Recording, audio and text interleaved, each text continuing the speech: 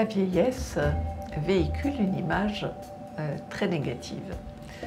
On dit couramment, il y a cette expression qui est très connue, qui nous vient du général de Gaulle, qu'il avait employée à propos du général Pétain, dont il constatait la sénilité. Il a dit la vieillesse est un naufrage. Eh bien, je crois que cette expression, elle colle à la peau des personnes qui vieillissent. Nous sommes dans une société qui est une société où il est interdit de vieillir. Interdit de vieillir, on le voit par exemple avec la publicité anti-âge qui est toutes les 3 pages dans les magazines féminins. Vous voyez les crèmes anti-âge. Alors c'est intéressant de noter l'évolution sémantique parce qu'il y a 10 ans, quand on achetait une crème, c'était une crème anti-rides. Mais aujourd'hui, c'est l'âge qui est vraiment stigmatisé comme l'ennemi. Je vais vous donner un exemple de cette stigmatisation justement de la vieillesse. Il y a eu il y a quelques années sur les autobus parisiens des affiches pour une radio destinée aux jeunes, la radio Virgin Radio. Et qu'est-ce qu'on voyait sur ces affiches? On voyait des corps d'adolescents surmontés d'un visage de vieillard ou de vieillarde, très laid. Et à côté, c'était marqué « Ne vieillissez pas trop vite ». On voit tout de suite que l'objectif de cette publicité était effectivement de stigmatiser la vieillesse. Alors, il y a eu un tollé, bien sûr, c'était inacceptable pour les personnes âgées de montrer cela, et les affiches ont été retirées très vite. Et nous avons là donc un bon exemple. Ce que je voudrais rajouter, c'est que ce regard que l'on a sur la vieillesse, eh bien, il a des conséquences, il a un impact. Il y a un impact d'abord sur les personnes qui vieillissent et qui finalement ont honte de vieillir, s'excluent, se mettent sur le côté, ne se sentent plus faire partie de la société. Et puis ça a un impact aussi dans la société elle-même, puisque une des conséquences de ce regard négatif, c'est ce qu'on appelle l'agisme, c'est-à-dire le racisme anti-vieux.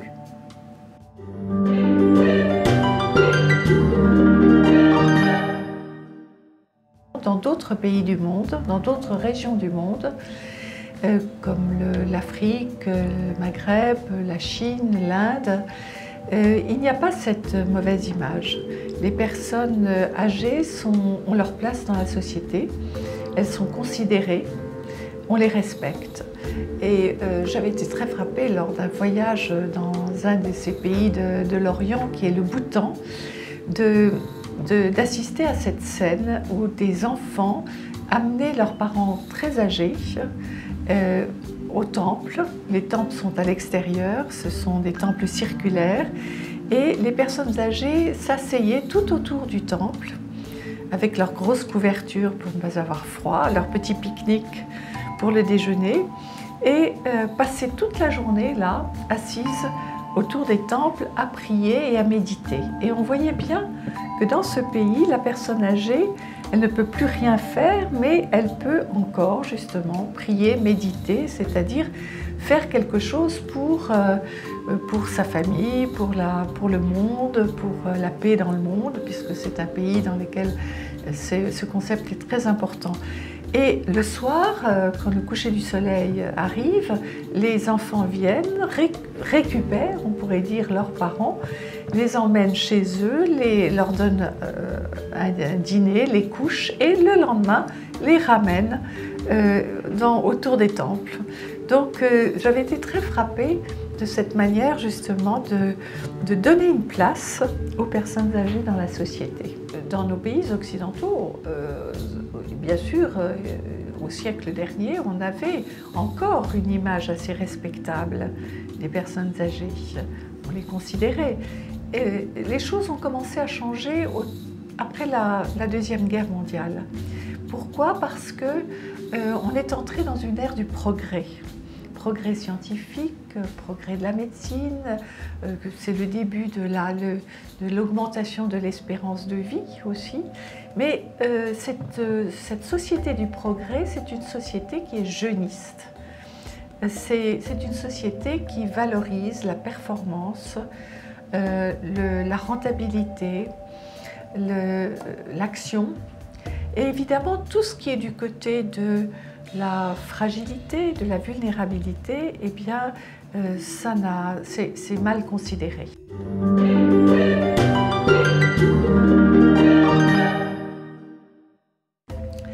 Il y a des tas de stéréotypes liés à l'âge et au vieillissement. Le premier, par exemple, justement, c'est que la vieillesse est un naufrage. C'est un stéréotype qui fait beaucoup de mal parce que des personnes qui vieillissent peuvent se dire effectivement il n'y a plus rien d'intéressant à vivre, plus qu'à baisser les bras, à subir le vieillissement en attendant la mort. Et donc on entre à ce moment-là dans une spirale tout à fait négative. Ce sont des personnes qui perdent confiance en elles, qui perdent l'estime d'elles-mêmes, qui perdent confiance en elles et qui perdent confiance dans leur capacité justement à s'adapter. Le deuxième stéréotype, qui est très courant, c'est de dire les vieux sont inutiles. Ils ne servent plus à rien, effectivement, ils n'ont plus leur place dans la société. Donc ça, c'est un stéréotype totalement faux. Même si, en passant à la retraite, on n'a plus la même activité qu'avant, les personnes qui vieillissent sont actives.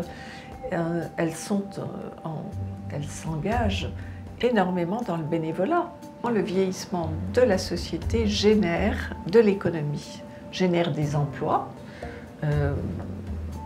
beaucoup d'emplois, par exemple, à partir du moment où les personnes deviennent plus fragiles, plus vulnérables, évidemment toutes les professions qui sont liées à l'aide à la personne, ça crée des emplois.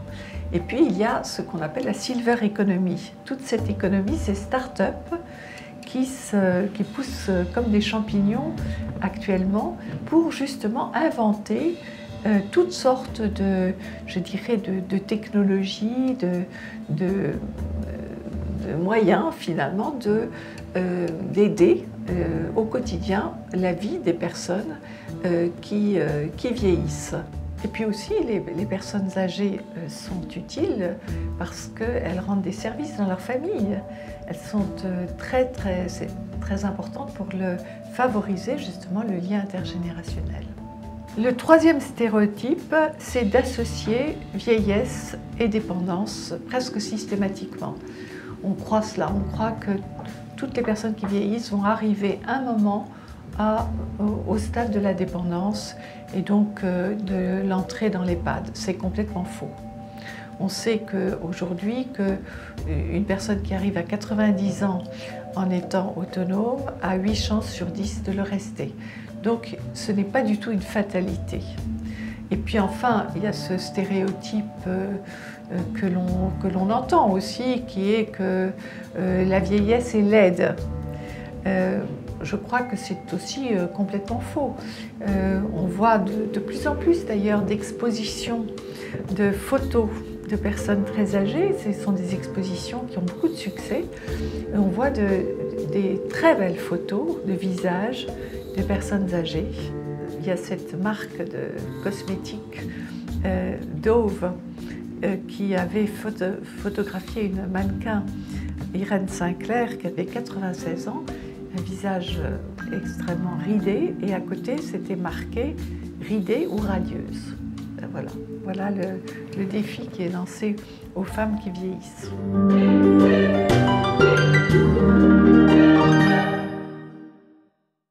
Évidemment, moi j'y contribue beaucoup en faisant justement, en animant aussi des séminaires sur l'art de bien vieillir et de rester désirant.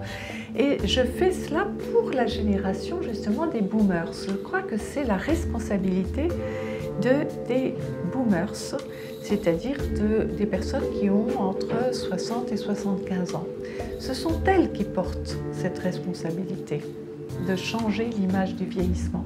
Et elles le font. Je vais vous donner l'exemple d'une association qui, elle, justement, n'est pas de la génération des boomers, mais des générations un petit peu au-dessus, mais qui aussi est une association de gens de 75 et au-delà, jusqu'à 90, 95 ans, qui ont décidé aussi de contribuer à ce changement d'image.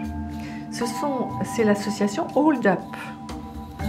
Ils disent d'eux-mêmes qu'ils sont pas si vieux et encore jeunes. C'est une association qui est très active, qui écrit beaucoup, qui est très présente sur les médias et qui, je crois, vraiment contribue actuellement à une image beaucoup plus positive de la vieillesse.